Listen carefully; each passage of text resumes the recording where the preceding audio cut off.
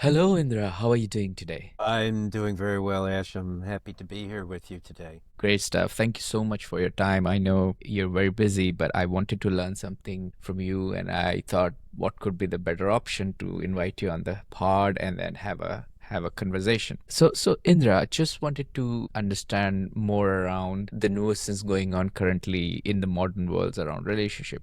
But before we jump into the questions, would you like to share a motivational quote, something that inspires you, could throw some lights on our listeners also and could inspire them too? Well, around relationship, there's this phrase that when we found in the early 70s, I remember it really lit me up. And this is from the prophet: put spaces in your togetherness. Put spaces in In your your togetherness. So the idea was that, in the early 20s, we hold on, so because we were in mid 20s at the time, in the early 70s, Mm. that there was this idea from Gibran in the Prophet that put spaces in your togetherness, that holding on and the neediness isn't really what relationship is about. That we have to be, that we're together, but Mm. we have to learn to be holistically together and not clingy together. Mm.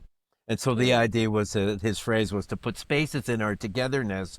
The idea being that the best relationship works when we can both breathe and become and allowed to become, rather than being needing to be rigid and held back, and only what works for both, for one person or for the other people. It's got to work for both people. So he had this one Indeed. phrase: put spaces in your togetherness. Yeah. And as you started with this quote, I think the first question pops up into my mind is about in our model relationship world is about the space.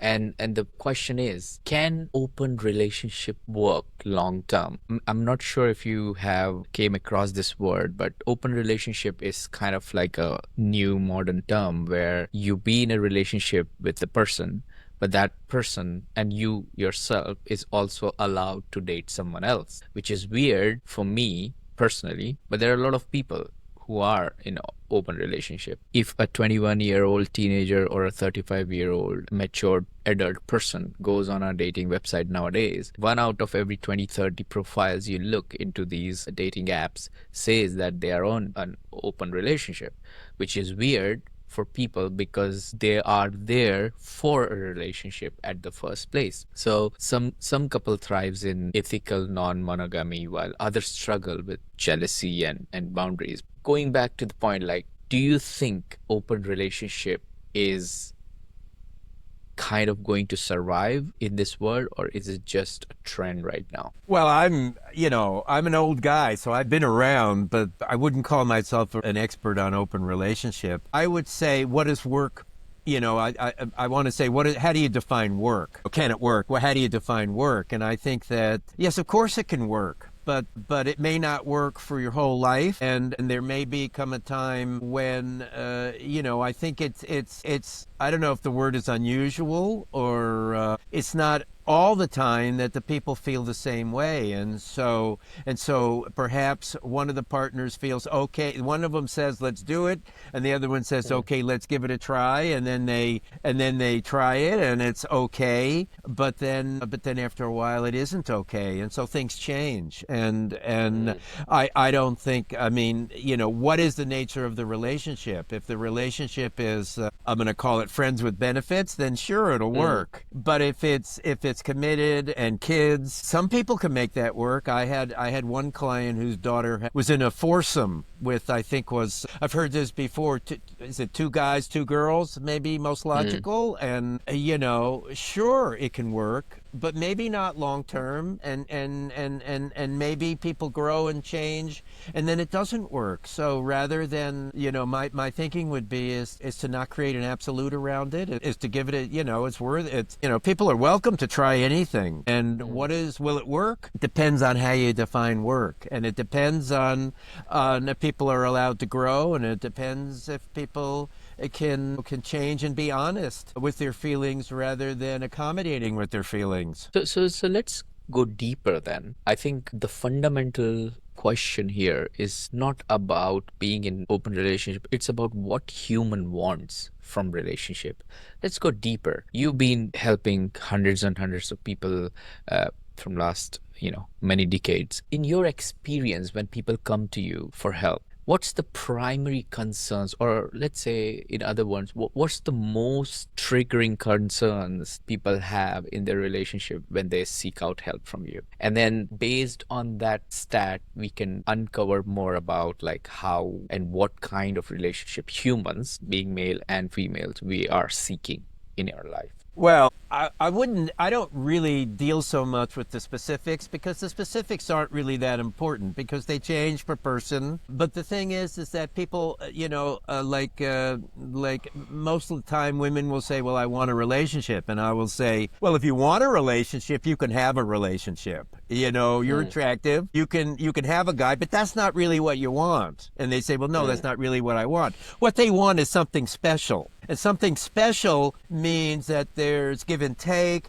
that there's understanding, that there's acceptance, that there's learning. I think the purpose of a relationship is to act as a mirror. Sure, there's accompaniment, sure there's life partner, and I think people want those things, but I think ultimately, let's say you get the life partner and then you say, like if your lady, he goes to work every day and the girlfriend says, well, is that a problem? And you say, well, no, I have this life partner, but we have our space. That's putting the spaces in your togetherness. And so it's not about every moment. So what is it? It's a consciousness.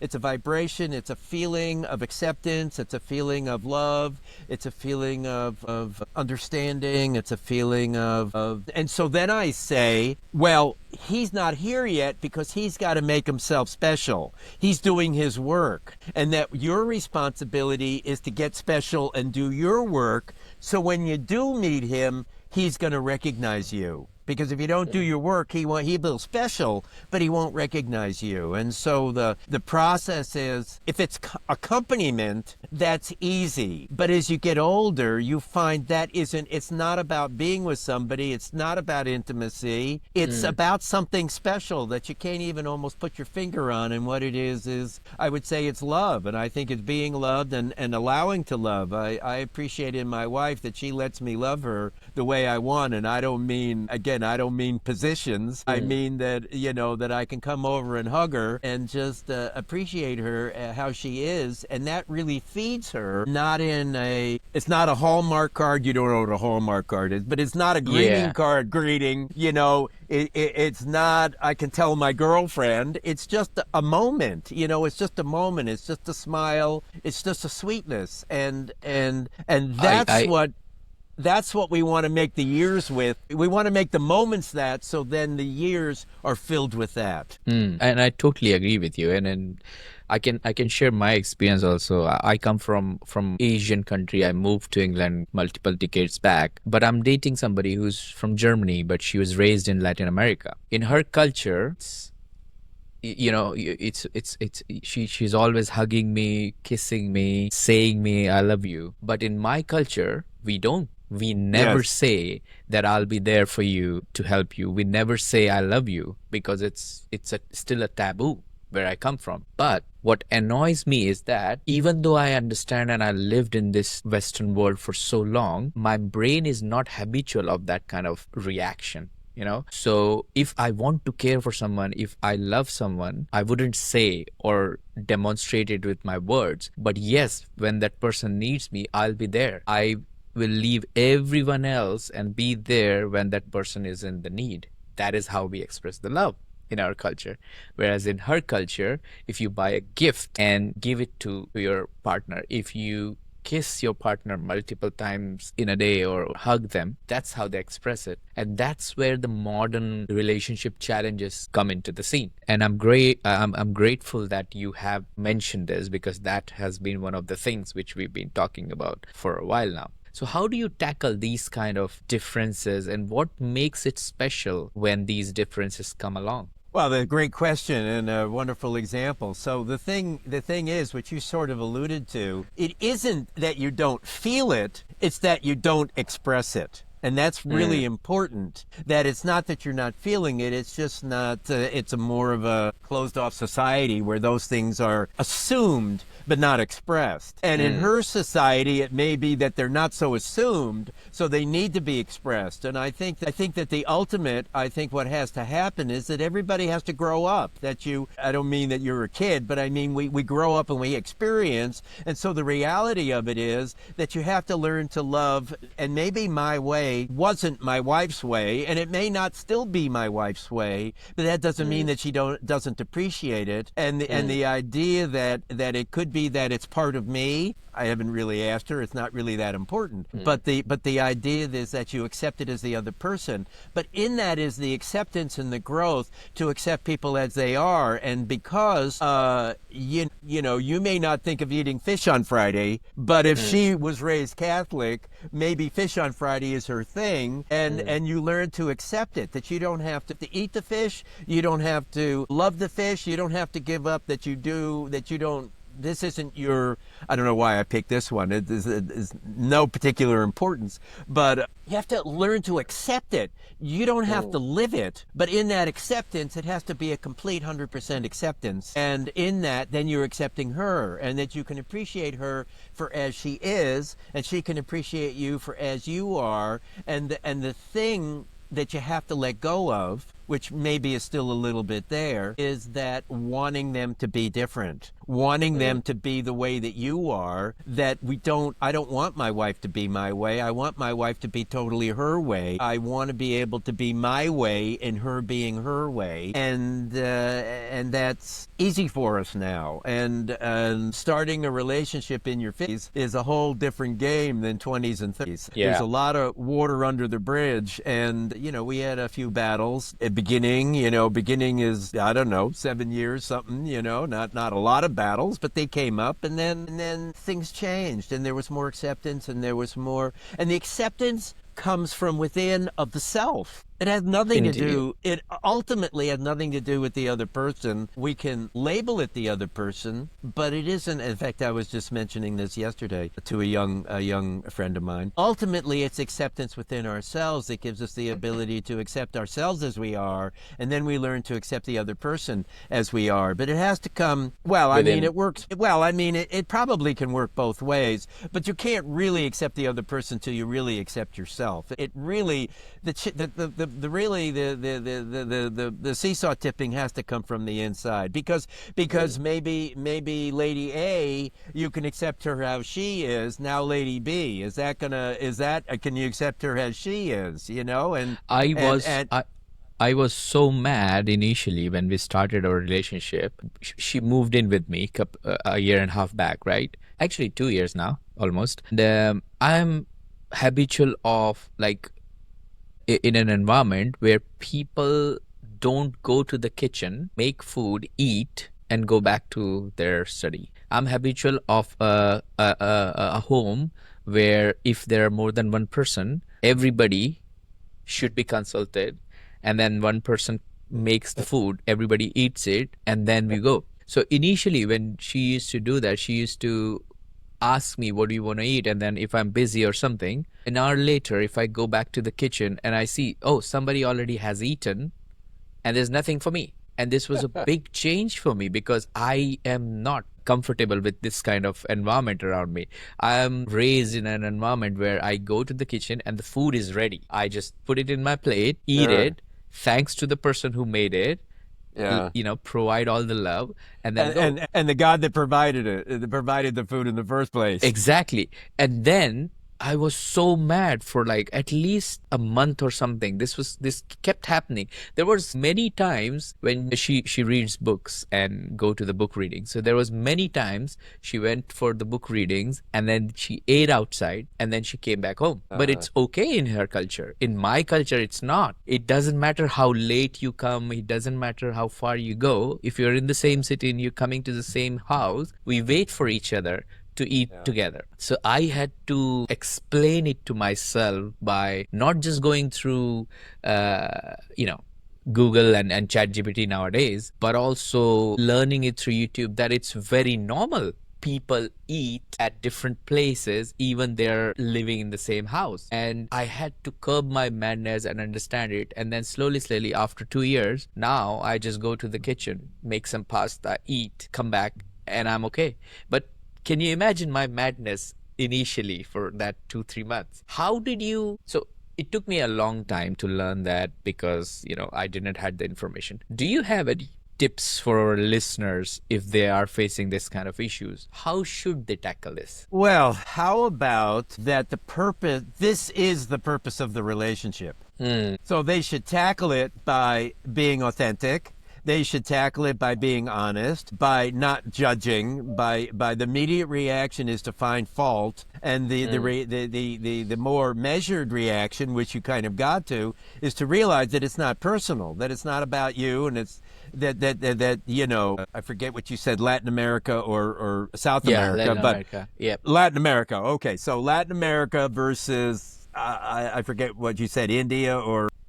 Yep, India. Okay, they're kind of different. And I spent a lot of time. I haven't spent too much time in Latin America, but I live in the U.S. and I've been to India a lot, and they're very different. And so the point of it is for you to learn when you can blend. Here you have somebody that you love and that you're intimate with and that's important to you, that you've invited into your home, that you're sharing a home, let's say, put it that way rather than invited, that you're sharing a home, and here she eats by herself and you get pissed off. That's why you're together, is for you to learn to communicate what you're feeling without any you're bad, I'm bad, this is wrong. This is what you need to do, and I would imagine a total projection that afterward that you're more relaxed, she's more relaxed, other things are more relaxed, there's more honesty, there's more freedom, and isn't that wonderful? And I think that's what you're together. Yeah, and there's this other vertical I have discovered in this relationship, which is in Eastern world, when we get into a relationship, we focus too much on future. What are we going to do in the future? Where are we going to buy the big house with 2 gardens? What cars we are going to drive? How many kids we gonna have? Where are these kids going to study, in which school? What kind of environment we will raise them? In the Western world, it's different. They're more focused on where we are going to travel in this relationship. What kind of food this guy or this girl likes, which we both can like. Are we going to go to the same movie or not? If you're faithful, then are we going to the church every Sunday for the services? And so I took her to a temple with me because I go to a temple in Wembley. And I was very surprised the way she behaved in the temple, because she is an agnostic person. She doesn't, her family comes from a very traditional Orthodox Christian family, but she doesn't believe in God for whatever reason, which is her choice. But I took her to the temple and she was totally respectful. She came with me and then she's like, this is fantastic. You guys are so devoted. And I'm like, okay, nobody, expressed that, because it's a different perspective looking at people, right? And then what I've learned, that when you are in a relationship with somebody who has a totally different perspective, it helps you grow horizontally. You always try to grow vertically in your life because you will always want to grow into whatever you want to become. But growing horizontally is very difficult because it makes you change things in your life. Yes, I think you need to go both directions. That's what the relationship will do. That if you go vertical and you haven't gone horizontal, then you're going to have to fill that in. If you go horizontal and not vertical, you have to fill that in. As to your example, in India, you marry the family. The daughter moves in with the people may not know that the daughter, the bride moves in with the husband's family, and it's and it's a thing. I mean, it's a whole thing Yeah. because now the mother-in-law now has a new servant, with the Mm. bride, and so the whole family is sitting there, kind of saying, "Well, when are you guys gonna, go make a baby?" Like they're not saying it out loud. Every single conversation is a when are we gonna Yeah. have grandson? I mean, I wouldn't say servant because nowadays ladies don't get married into the house where you don't have more than two or three helpers, because that's one of the stats came out of some study where they say that if you're educated and if you're making money, usually the females are not getting married to the people who don't have two or three helpers in the house. So that's a different topic, but let's Oh, get back to this one. okay. My point is being, and maybe it's changed a little bit, but traditionally, because Traditionally, yeah. I've heard this story many Mm. times, and I've seen Western women marry an Indian and move in with a family, and it doesn't go very well. They're all sleeping in the same room. There's absolutely, people have to understand there's absolutely no space. Even if you're rich Mm. enough to have a big house, there's still, I would imagine, is still no space. It's not about It's physical a lot of space. nosiness there. Yeah, it's all they're all together. Mm. There's no difference that it's here, it's your grandchild, but over there, it's like it's your child too. It's not, it's your grandchild because it's your kid's child, but you're still, Very I mean, involved. you're very happy to be as nosy in that as you can be And as and a, in some a mother cases, or maybe father. and in some cases it helps the family also, because here I see my brother, he has two teenagers and he struggles. More than 60% of his income goes into help to the crèche, to the person he is hired to help them with, when mother and father both are working. Whereas if this has been somewhere in Asian country, I'm sure they would have not spent that much percentage of their earning on someone who is looking after their kids. On the other hand, I was looking at a video where there was a comparison of six women coming from Asian country and coming from Western countries. They were like standing in the circle, and their phones were in their hand. And the job for each of them is to call their husbands or boyfriend and say, I love you. That's it. Nothing else. Every single Asian lady, married girl, called the husband and said, I love you. The response they got is, okay, what's wrong? What is happening? What did you do wrong? Every single Western girl, woman calling to the husband and boyfriend said, I love you. And the response was, I love you too. And then there was other question. So you see the difference, subtle difference here. Well, this is a good point, and I don't want to belabor the differences between Asia and Latin America. And you say she's been in Germany, but whatever. Yeah. There's huge differences, and you have to give that time and maybe years to assimilate to each other. My wife is Dutch, and even Mm. though we're from Holland, so even though we're Western speaking, or Western there's still changes. And for example, you know this from London. I live in California. In California, we have 5 months in the summer when there's no rain. We don't even see clouds. But Mm. yet my Dutch wife, it took her a year and a half here because in Holland, if it's sunny, they're outside because Mm. you don't know about tomorrow or you don't know about the next hour. That is not this way in In California. California, exactly. And it took her a year and a half, and she still will occasionally, neither good nor bad, she still will occasionally, there's like, she has to, oh, no, I don't have to get sun today, it's going to be tomorrow. Tomorrow Also, it's available. the same. And so the thing is, when you've got these differences in cultures, they're sometimes at the beginning very interesting and they're very unusual, but then you get further and there's some modesty things and some expectations things and holding a door or not holding a door or whatever it is, kinds of things. And we just have to give each other time to do that, but a time to accept, to understand the other person and to get used to it. It's cute at first and then it becomes annoying. But the thing Mm. is, you could grow up on the same block, Yeah. anywhere in the world, two people, and they're still going to have differences. I was talking with my daughter over the weekend, and we were talking about that, well, in human design, one of the distinctions they make between people is there are people that need to go to bed tired that they can't go to Mm. bed until they're tired, and then they'll go to sleep. And there are people that if they wait until they're tired or too tired, then they don't sleep. They need to They go don't to sleep. bed before they're tired. And it's again, in human design, it's based on your astrology, and it's just the nature of the type of personality you have, that these are Mm. differences. These are not cultural differences. These are not differences. Now, suppose you have a kid. Suppose you're I need to go to bed when I'm tired, and now you got a kid who needs to go to bed before they're tired, and then they stay up too late, and then they get wired, and then you get wired because you're so Super so tired. Yeah.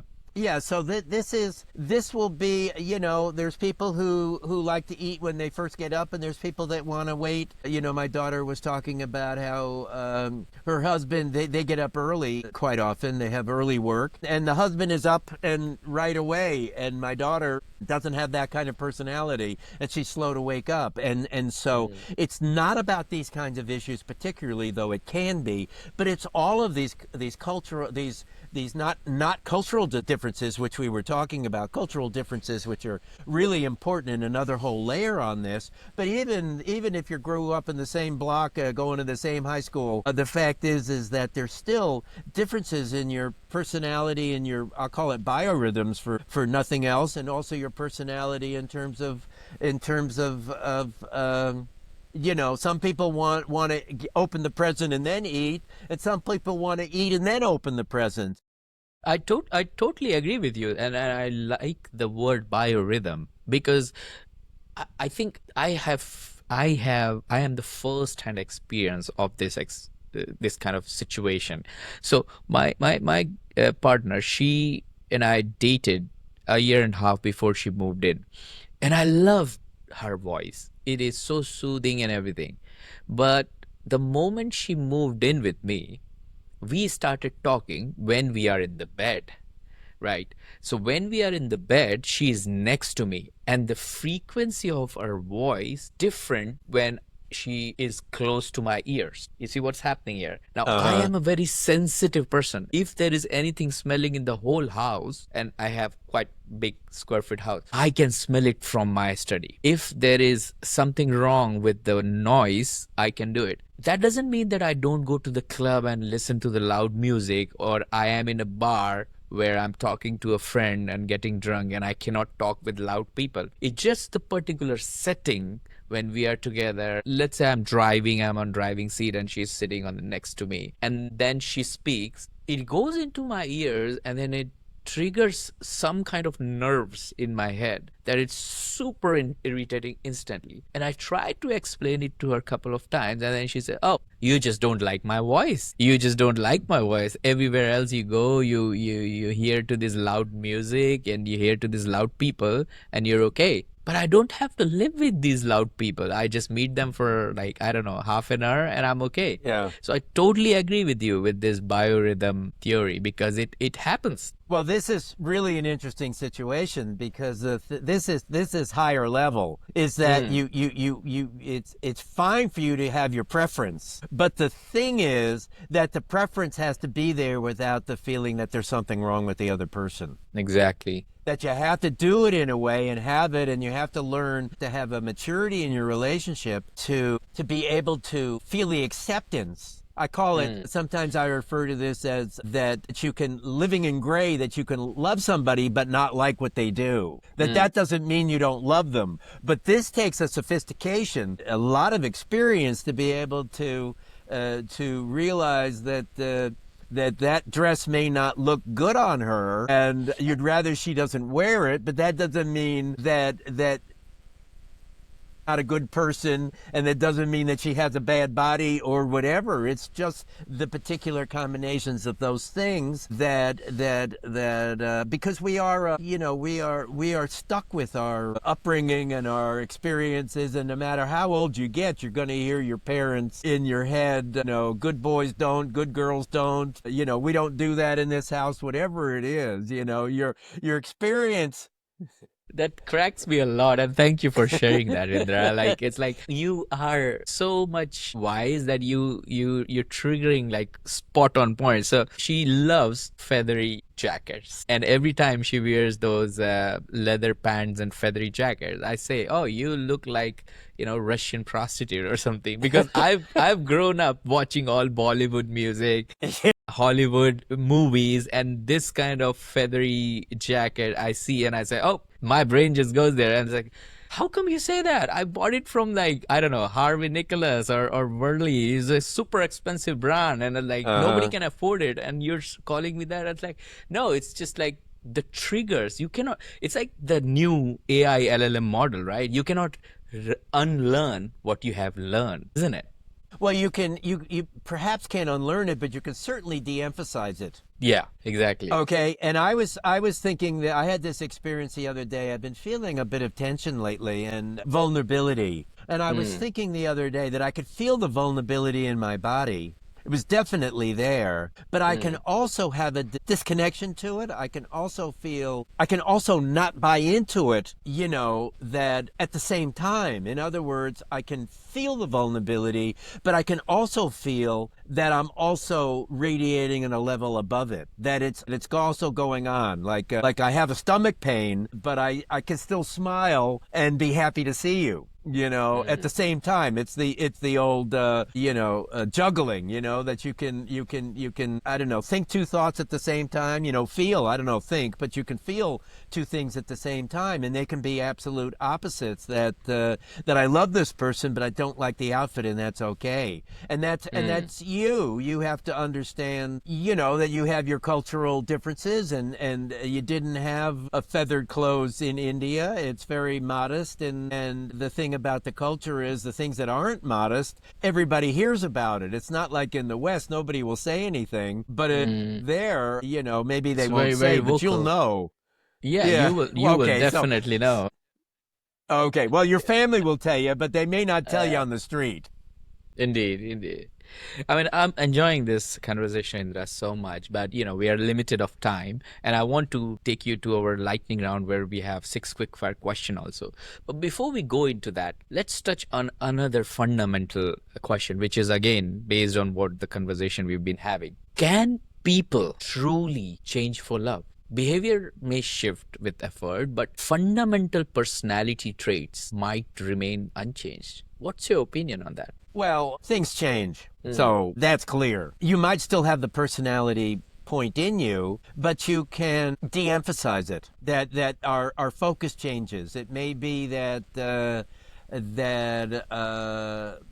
it may be that when you started, you're a painter, and it may be when you started, you did big canvases, and that's part of you. But maybe you grow, and as you get older, maybe you do smaller canvases, and you never did landscapes, but all of a sudden you do landscapes, and then you never did portraits, and maybe you get excited and do portraits, and Bob Dylan's music changes. Mick Jagger may not be quite as wild on the stage, being in the mid 80s or into his 80s. It's not quite the same. It's still there, but it may not be quite the same. And it's a question of realizing that everything will change. That things will change and disappear. But the more offensive and the more pronounced personality traits take a long time, and they really need to be soothed by the Latin American balm of sweetness and acceptance and acceptance within herself in order to be able to accept you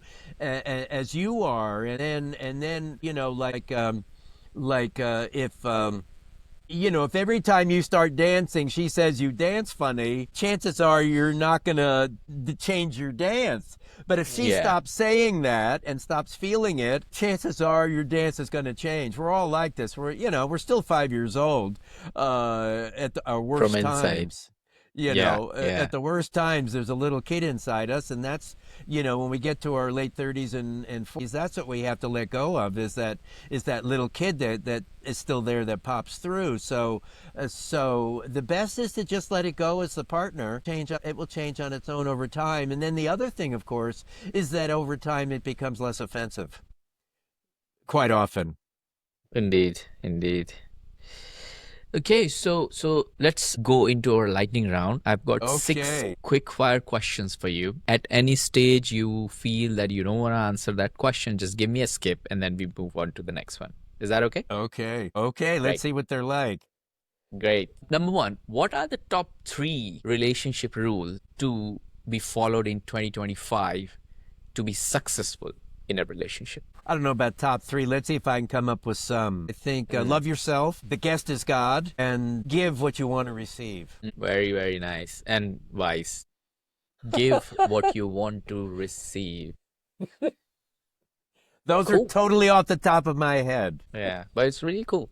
Really nice. What book would you recommend to our audience and why? Well, that would probably have to be Autobiography of a Yogi by Paramahansa Yogananda. I've been my guru for 50 years. You know, one book, spiritual. There's a lot of great books, not just one. But I've been reading a lot. Of course, this is spiritual, not relationship. But during COVID, I was reading a lot of David Hawkins. I don't know if you're familiar with him. The I've heard about Map of Stephen Consciousness. Hawking. Not Stephen Hawking. No, Stephen Hawking. But David this is Hawking. David Hawkins. The Map of Consciousness, a very enlightened. He passed about 10 years ago. I like to read his books. I recommend those. That's what comes to me right at the moment. But Okay. I mean, any book, The Prophet, you know, there's so many great books out. Just read. It doesn't have to be one book. Just read. You'll find your book. What's one attribute or characteristic in your mind of a successful relationship? Well, let's go back to the beginning. Space. Give your partner space. That's Yeah, the and mantra. take space. And take Take space. space. Yeah, that don't have to like what you're talking about is that she's used to making her own food. You have to realize that isn't about loving you. There's an efficiency to that makes sense to you now. Maybe 2 years later, it makes more Yeah. sense than it did. So I think what I see with the older people, well, when I'm saying people my age, we went to a little gathering and all the couples give each other space, and we don't have we got to go on vacation together. That's kind of gone. That if my wife wants to, you know, go to her line dance class, I'm not that interested in that, but I'm interested in her doing what she wants to do. So I think again, from where I'm coming from, I'm not young in 2025, but put space in the relationship and realize that we're still touching even if we're not touching. Indeed, indeed. What's your personal favorite relationship hack? Hack would be a cheat code, huh? A hack relationship. Well, actually, putting spaces in your togetherness is, I'd say that to a few people, but let me see if I can come up with something else. I think honesty. It works And always. I think that's what we need to learn, and authenticity. Not so much honesty as authenticity, to be real. To this client, this young friend of mine who has a budding relationship, and it's going rather slow. And I think that's the best ones. Well, what I want to say is the ones that go really fast, they don't seem you burn through them rather quickly. The ones that go rather slowly, Last for longer.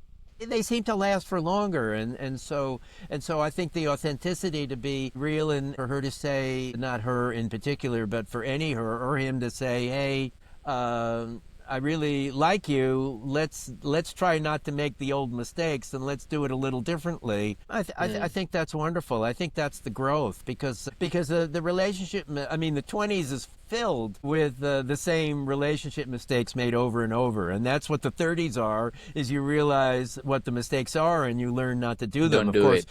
but what most people do is they go to the other extreme.